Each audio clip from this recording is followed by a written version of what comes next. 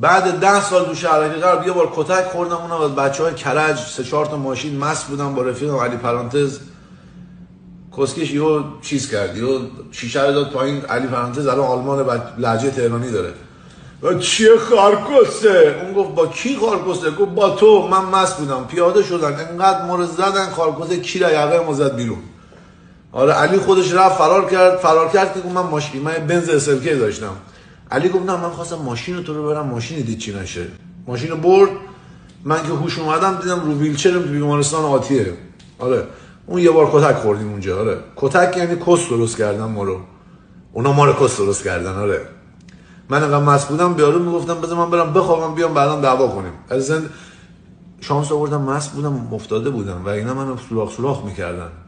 7-10 تا کشتگیر بودن، کس درست کردم من. اونا منو زدن. آره اینقدر حالات کس شدم. آره